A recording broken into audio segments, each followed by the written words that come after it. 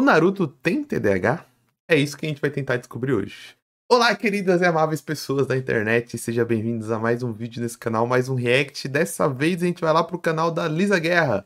TDAH, sintomas e tipos, psicologia em Naruto. E vamos usar esse react como desculpa para falar um pouquinho sobre Naruto, sobre saúde mental e tentar aprender com a Lisa Guerra lá sobre TDAH e principalmente a aplicação, né, do Naruto em psicologia. A gente tentar aprender psicologia junto com o Naruto.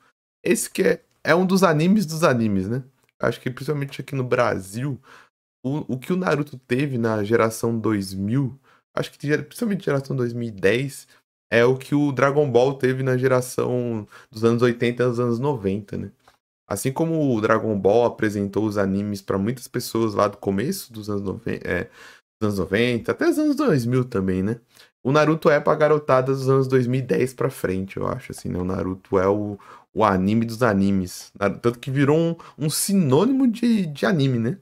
Tanto que virou um sinônimo de anime é Naruto, né? Quando você fala de Naruto ou do anime em geral, as pessoas, principalmente pessoas que estão fora da bolha do anime, lembram de Naruto, né? Então bora que bora. Lá pro React. Calma! Ultimamente a gente tem uma chuva de conteúdos online a respeito de TDAH que vai desde memes até testes, e isso virou quase que uma identidade para o grupo de pessoas. Tem mais teste fajuto de TDAH na internet do que pessoas no metrô de São Paulo em horário de pico. Mas vamos com calma e tentar entender o que realmente é o TDAH, quais os tipos, como ele se manifesta e o que a gente pode fazer, quais ferramentas podemos usar para melhorar a nossa atenção em meio ao mundo cada vez mais frenético. Esse vídeo é um reboot de um dos primeiros vídeos do canal, que é Naruto e o transtorno de déficit de atenção e hiperatividade. O conteúdo dele já era bem denso e bacana na época, mas fazem quase 4 anos que ele já tá no ar, e o mundo mudou, mais do que a aparência do Kakashi, inclusive, e o meu repertório de estudos também mudou, os estudos sobre TDAH foram melhorando, se aperfeiçoando. Então esse vídeo, além de um reboot, ele é uma atualização mais completinha sobre esse tema. Até porque assistir o vídeo antigo me causa até dor física. Gente, coitada dessa menina, alguém traz um prato de feijão pra ela. Eu sou Lisa Guerra, psicóloga, e bem-vindo a bordo a mais um vídeo. Não esquece de deixar os seus personagens favoritos aqui nos comentários, que mais cedo ou mais tarde eles podem virar vídeo aqui no canal. Bora!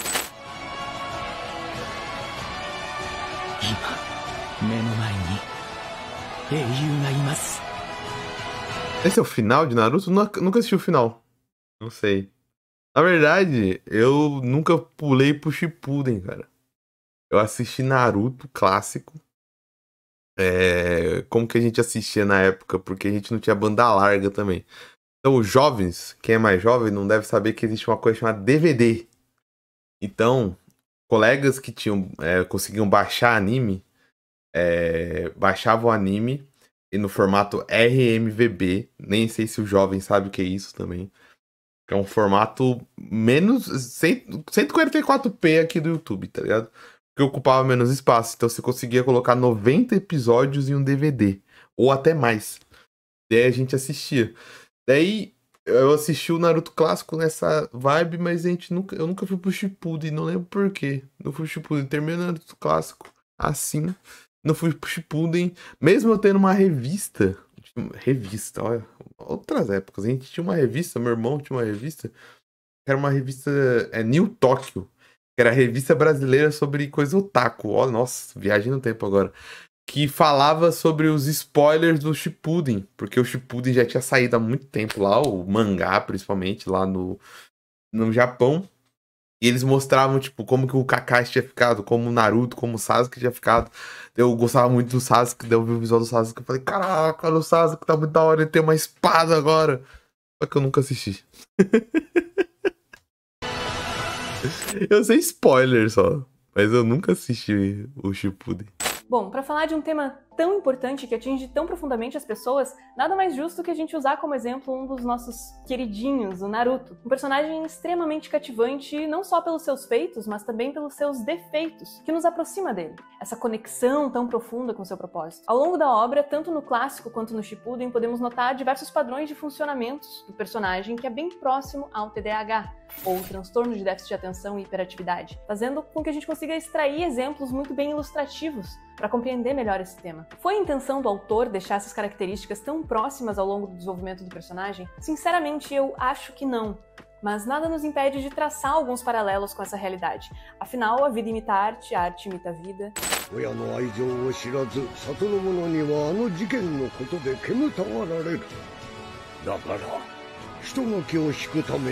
Pode ser biográfico, né? A arte tem muito disso, né? De você colocar o que você tem no personagem. Então vai ver o Masaaki Kishimoto, ele tem todos esses sintomas e ele decidiu, pô, vou colocar no Naruto. Ou ele conhece alguém que tem tudo isso. Então ele não sabe cientificamente o que é TDAH, mas ele acompanhou alguém que tem, ou às vezes ele tem, né?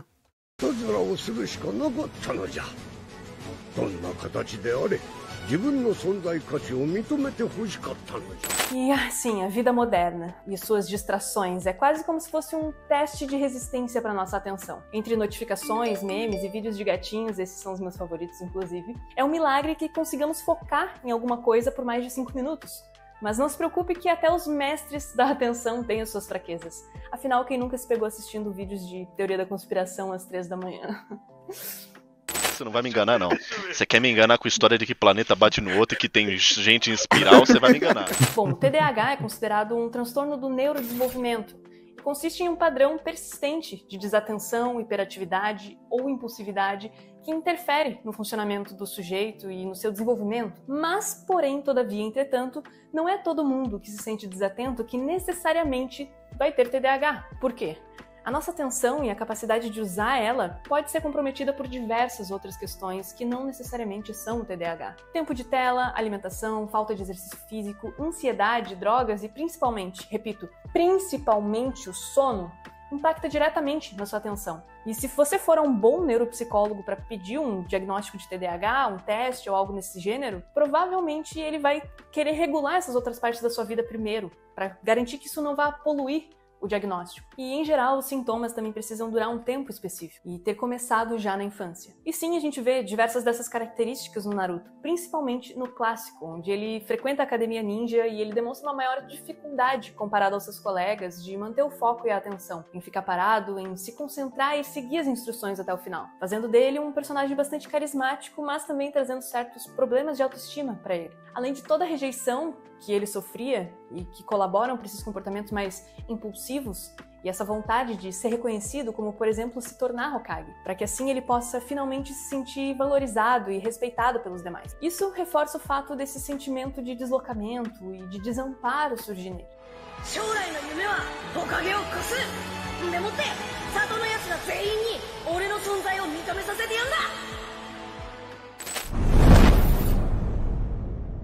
Agora que a gente tem mais claro o que é o TDAH, ele se divide em 3 formas de apresentação. São ela predominantemente desatenta, que é o TDA, predominantemente hiperativo, TDAH, e o misto, que é o TDAH. E bom, eu já falei que ele é um transtorno do neurodesenvolvimento. E o que isso significa? Que há um componente genético, uma predisposição, e o que determina se esse componente genético vai ou não desabrochar, digamos assim, é o ambiente. Ambientes estressores na infância, quando interagem com o gene, aumenta a probabilidade da criança manifestar o TDAH. Gene mais ambiente. E não tem quem não se arrepie com a cena do Naruto no balanço e o discurso do Kakashi a respeito das dificuldades do Naruto e do quão difícil foi para ele estar em ambientes completamente estressores, propiciando essas características aí a se desabrocharem. Em geral, alguns sintomas do TDAH, de acordo com a 5ª edição do Manual Diagnóstico e Estatístico dos Transtornos Mentais, são: frequentemente não presta atenção em detalhes e comete erros por descuido, dificuldade de manter a atenção em atividades ou tarefas lúdicas, frequentemente aparenta não estar escutando, dificuldade de ouvir instruções até o final, de se organizar em tarefas e atividades, bem como cumprir prazos. Frequentemente perde as coisas, é distraído. No quesito hiperatividade, apresenta frequentemente uma dificuldade de ficar parado. Levanta da cadeira, sobe nas coisas, fala demais, uma dificuldade de esperar a sua vez ou ouvir as instruções até o final. Interrompe com frequência. Vemos um misto desses sintomas personificados no Naruto. Um ambiente estressor na infância resultou em comportamentos e formas de enxergar a si que trazem prejuízos para ele. Todos esses sintomas trazem diversas consequências negativas para a pessoa, tanto a nível de realização de tarefas, quanto a nível social e até mesmo de autoestima, pois a pessoa pode se sentir incapaz, burro ou inferior por não conseguir se adequar às normas e padrões estabelecidos. E é aí que o próprio TDAH pode acabar chamando alguns amiguinhos, como ansiedade, depressão consequência desses sintomas acumulados. Naruto manifesta isso na necessidade de se provar digno de valor o tempo inteiro. De provar que, apesar do seu funcionamento ser diferente, ou de precisar de formas ou prazos diferentes para conseguir realizar as tarefas, diferente dos seus colegas que não precisariam de tanto esforço assim, mas ele ainda, sim, pode ser excepcionalmente incrível à sua maneira, a sua forma de ser e de se colocar frente ao mundo e às suas relações. Com isso, ganhamos um personagem extremamente resiliente, determinado e leal, apesar de tudo que a vida já o fez passar, ou tudo que os outros tentaram fazer acreditar que ele era. Naruto Uzumaki! Isso é interessante porque, falando do ponto de vista de educação, eu não sei se é por conta disso, mas o que você recebe, por exemplo, o que professores recebem de recomendação para alunos com TDAH é o tempo maior para fazer uma prova, por exemplo, e estruturas mais diretas. Ou seja, então a prova adaptada, vamos dizer assim, para um aluno que tem TDAH, ela tem o mesmo conteúdo dos outros alunos, você não deixa mais fácil, mas a estrutura da questão é mais direta. Então, tipo, o anúncio da questão, a imagem da questão, a ilustração da questão é mais direta. Pelo menos fecha com o que ela falou, né? Não sei se essa é a recomendação, não é a minha área, psicologia, não é, mas é a área que professores como eu, assim, recebem geralmente. Tipo, ó, tem que deixar a questão diretamente focada para o aluno não ter nenhum tipo de dispersão ou não confundir a interpretação dele e tudo mais, apesar do conteúdo ser o mesmo para todos os outros alunos. Tipo, não entenda isso com facilitar a prova. Isso não facilita a prova. Isso só deixa a prova mais direta, na verdade. A gente sempre paga pelas suas mancadas. Boa sorte. Transformação!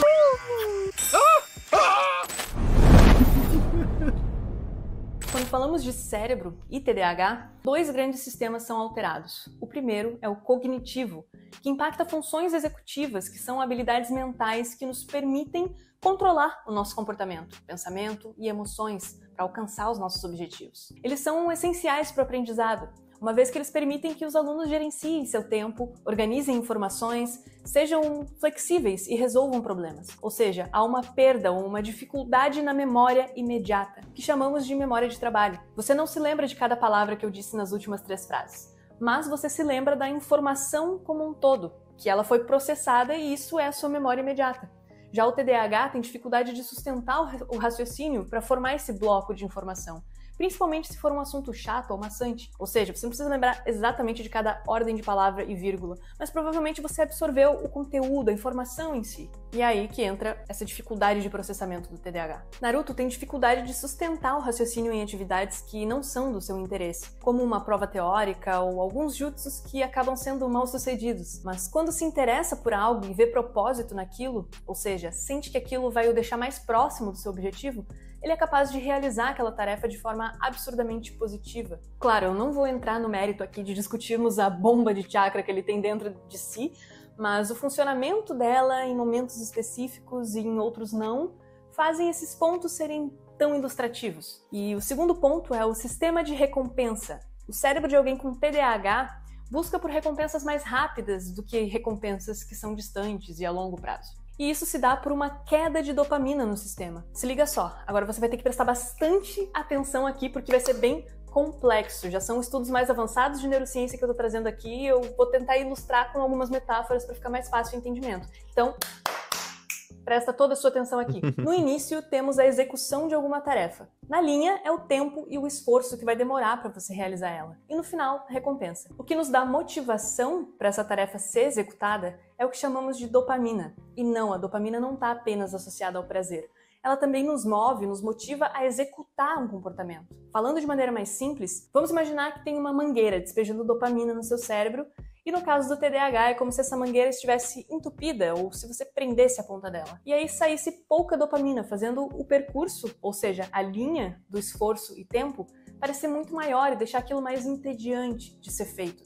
como se a recompensa estivesse muito inalcançável, como se superestimasse o tempo que algo levaria para ser feito. O TDAH vai ler um livro desse tamanho, ele pode pensar que isso vai demorar muito tempo, então ele acaba nem começando ou então procrastinando o início pelo fato de não conseguir calcular e gerenciar o tempo que levaria para essa tarefa ser concluída e para a recompensa ser obtida. Porque ele não está motivado, com certas doses de dopamina, é mais difícil executar a tarefa. Ou seja, a dificuldade de gerir tempo acaba trazendo a procrastinação. O doce sabor e aquela adrenalina de deixar tudo para a última hora. Quem nunca fez isso que atire a primeira kunai. E bom, quem tem TDAH vai tender a deixar as tarefas para a última hora, quando aquela linha de tempo e esforço tiver menor e a recompensa mais próxima. Uma tarefa a curto prazo, de uma semana, parece muito custosa, mas um dia antes dá um pico de adrenalina e aí vira a noite para entregar no outro dia, quando a recompensa já está mais próxima. E essa distorção de tempo e esforço traz diversos outros prejuízos. Então, seja no trabalho, seja a nível social, profissional, pessoal, essa dificuldade de gerenciar o tempo acaba sendo um fator custoso. Por isso, quem tem TDAH tem que ficar mais atento e tomar mais cuidado com esse tipo de comportamento de recompensa rápida, para não ficar preso nesse sistema a curto prazo. Comportamentos de recompensa alta e rápida, como vícios, substâncias, videogame, pornografia, eles são ainda mais sedutores. E nessa vibe também existem casos muito interessantes de hiperfoco, como por exemplo o Michael Phelps, nadador que conquistou 37 recordes mundiais e conquistou o maior número de medalhas de ouro olímpicas. Ele tem TDAH e relata que estar na água é o que acalmava ele e trazia aquela sensação recompensadora. Então, tem como direcionar essa capacidade para algo mais funcional e saudável. No vídeo de Solo Leveling, que tá aqui no card, eu explico de uma maneira mais geral como a gente pode recompensar o processo de um comportamento, para que ele se torne mais natural e menos custoso em geral. Tendo ou não tendo TDAH, é uma boa lógica a ser seguida. Então, se você quiser se aprofundar um pouco mais, mesmo se você não tenha visto o anime de Solo Leveling, eu recomendo esse vídeo. E nesse sistema... Esse que é o interessante de qualquer questão de neurodivergência, né? Ou qualquer sentimento, né? Primeiro você parte do pressuposto que nenhum sentimento é negativo, né? Sentimentos que o nosso corpo tem é só respostas a estímulos que nós temos na natureza. Então, você tem um estímulo, seu corpo dá um sentimento de desconforto, de ansiedade, de raiva, ou de felicidade, ou qualquer que seja. E o que você vai fazer com aquilo que vai determinar o peso que aquilo tem na sua vida, né? Mas, ao mesmo tempo, esses sentimentos podem funcionar num fluxo constante, que não vai te parar, não vai causar nenhum tipo de problema à sua vida e tudo mais. Ou pode estar dentro de uma genética ou dentro de um trauma que vai levar a alguma neurodivergência, do TDAH, da ansiedade. Mas, ao mesmo tempo, é louco que isso pode te paralisar ao ponto de você ter problemas no seu dia a dia, mas, com o auxílio da psicologia, isso pode te levar a tirar frutos disso, né? Isso é muito interessante. Você pode levar... igual... Caramba, o Michael Phelps, imagina... a gente tem o estereótipo do cara que é totalmente parado, não faz nada, procrastina tudo por conta do TDAH, mas ao mesmo tempo a gente pode usar o estereótipo de um cara que usou isso pra ganhar 33 medalhas. É lógico que nem todo mundo vai ganhar 33 medalhas, mas quer dizer que você pode usar isso até dentro do seu escopo de vida, do seu trabalho, do seu estudo, né? A gente vê se formar um dos personagens mais determinados dos animes, que ele consegue focar esse hiperfoco, ele consegue direcionar, melhor dizendo, esse hiperfoco para essas áreas nos quais envolvem o treinamento e afins, para que ele consiga o seu objetivo final. E isso é muito da hora. Outro ponto interessante sobre o funcionamento é que o nosso córtex pré-frontal, que fica aqui, logo atrás da testa, ele é responsável pelo nosso senso crítico e tomada de decisão, planejamento. No caso do TDAH, a queda de dopamina nessa área é o que traz uma maior impulsividade ou dificuldade de gerenciar o tempo nas atividades. Por isso a importância de usarmos mecanismos externos, e existe um conhecimento milenar que talvez você já tenha ouvido falar, que ajuda a aproveitar esse mecanismo do córtex pré-frontal, e ele é chamado de anotação. Jovens que estão assistindo isso aqui, talvez vocês nunca tenham ouvido falar, mas essa coisinha aqui, que pode ser qualquer tipo de caderninho, se chama agenda, e ela é quase como uma extensão do seu córtex pré-frontal. Ela vai te ajudar a anotar tarefas, planejar algumas coisas, e ao invés de deixar o seu córtex pré-frontal completamente sobrecarregado com essas informações, terceiriza elas e coloca na agenda. Assim você facilita, você dá um respiro para o seu córtex pré-frontal não ficar acumulando tanta coisa. E no caso de TDAH, isso é ainda mais recomendado pelos baixos níveis de dopamina que a gente estava falando agora há pouco. Assim você dá aquele respiro e consegue terceirizar essa atividade de planejamento para uma agenda, que é muito mais efetivo. É por isso, o córtex pré-frontal, é por isso que substâncias como o álcool são tão utilizadas para algumas coisas, ou pode levar a comportamentos impulsivos, tá bom? Porque, como ela falou do córtex pré-frontal, tem essa questão de senso crítico, planejamento e outras coisas mais, né? E o álcool e outras substâncias amaciam esse córtex pré-frontal, né? Então, por isso que às vezes a gente usa algumas substâncias para se soltar, sabe? Porque, por exemplo, você, nesse senso crítico, você pode se paralisar. Tô falando isso para falar de novo sobre como é louco a nossa mente, né? Como nossa mente pode ir para vários lados. Porque assim como você pode esquecer ou não focar em nada, você pode também ficar com muito medo. E o uso excessivo desse córtex pré-frontal, de tipo, ficar imaginando uma situação e quantas coisas podem acontecer nessa situação, te leva àquela ansiedade malucona e você fica imobilizado, né? Você fica planejando tanto. E é por isso que em muitas situações sociais a gente usa o álcool como um escape. Porque ele vai te deixar essa região mais amolecida, mais amortecida. E aí você começa a tomar. Você toma a sua atitude sem pensar muito.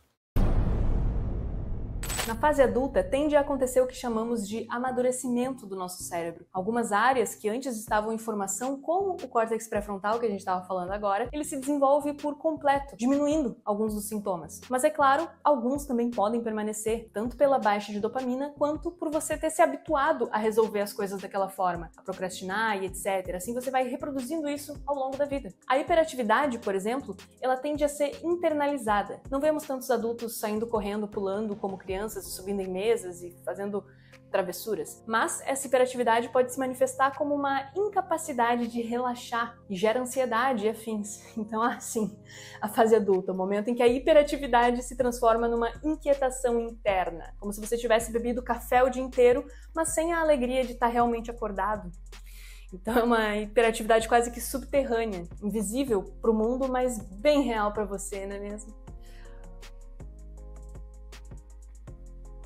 Vemos gradualmente o amadurecimento do Naruto, seja ao longo do Shippuden, quando ele começa a ser reconhecido como herói e quem ele realmente é, quanto em Boruto, na fase mais madura também. O diagnóstico e tratamento do TDAH é feito com um profissional da saúde devidamente habilitado e consiste em psicoeducação, que é exatamente o que esse vídeo está fazendo, é explicar para você como funciona, como isso impacta, as consequências para a própria pessoa entender o seu funcionamento e assim poder driblar certas questões. Também pode ser combinado com técnicas de relaxamento, controle emocional, mas o mais indicado, de acordo com alguns estudos, é a terapia cognitivo-comportamental. E dependendo do grau, pode ser recomendado o uso de medicação em conjunto para que o tratamento vá atingir justamente aquele seu sistema dopaminérgico que a gente comentou na parte de neurociência.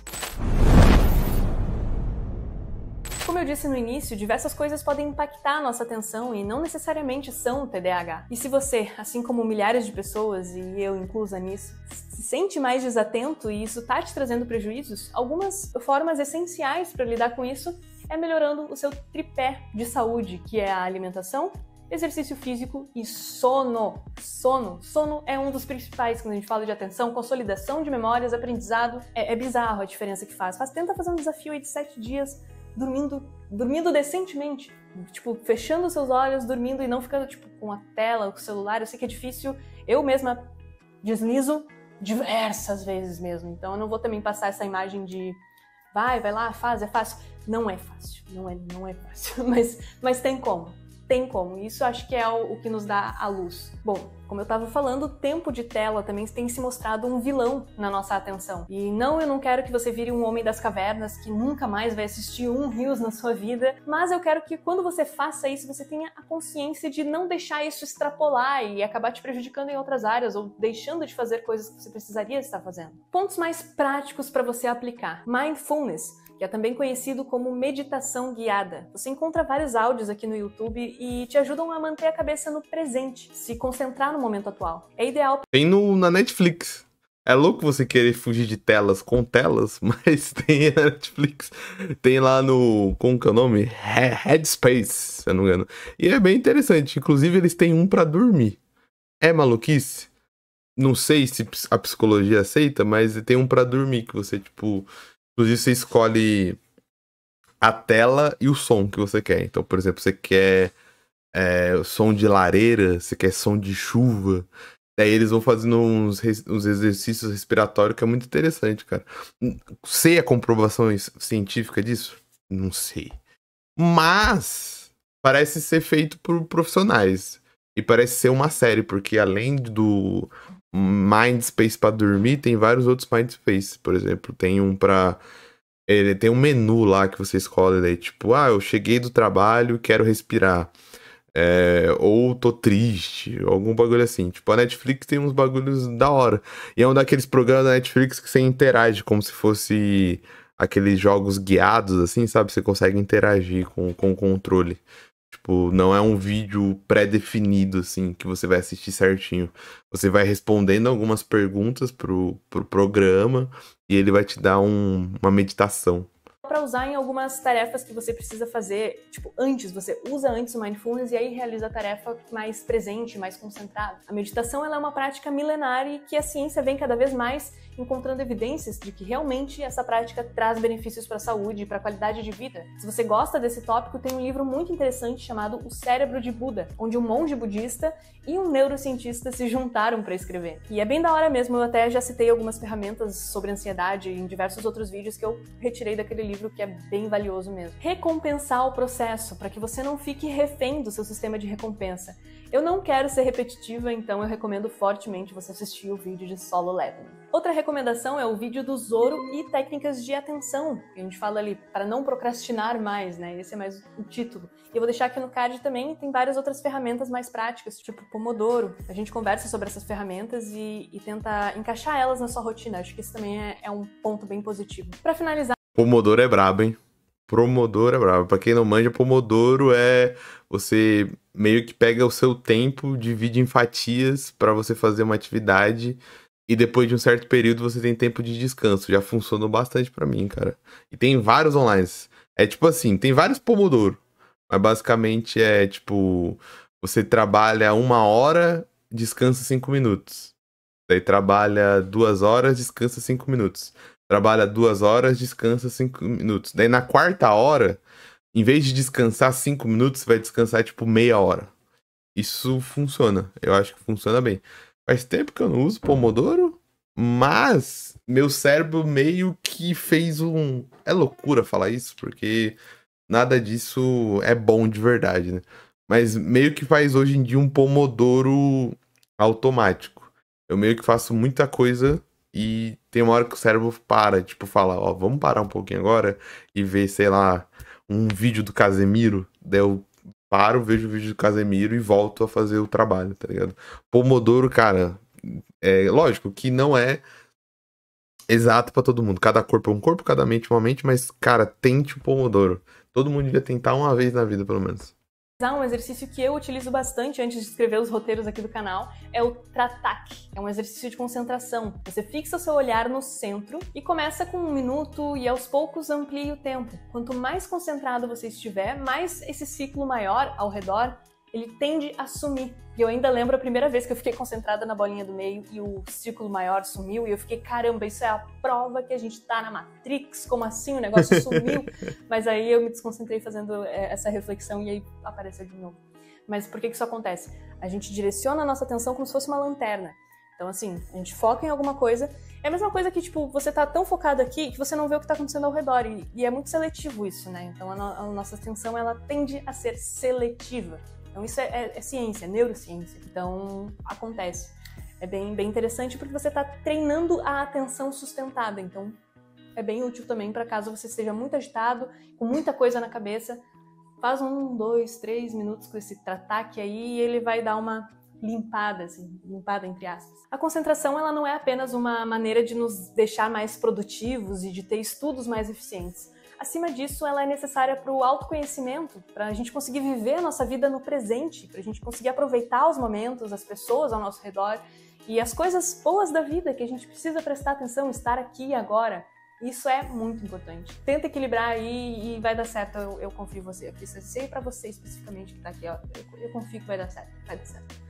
E eu espero que esse vídeo possa ter te ajudado de alguma maneira, seja na explicação, Brabo, vídeo brabo. exercícios ou apenas como um entretenimento aí pra você almoçar ou passar o tempo. E claro, não esquece de deixar aqui nos comentários quais personagens você também quer ver aqui no canal, pra gente explicar mais questões sobre psicologia, filosofia, a vida, o modo de ser.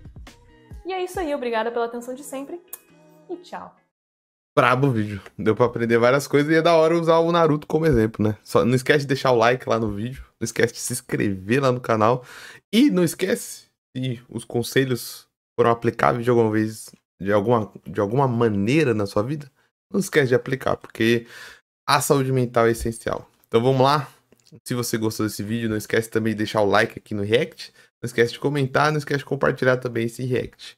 E não esquece de se inscrever. Quando dá tudo certo, tem vídeo todo dia aqui reagindo, lendo alguma coisa para nós aprofundarmos no conhecimento sobre a humanidade e o conhecimento que a humanidade produz, né? Eu vou ficando por aqui, um grande abraço e tchau!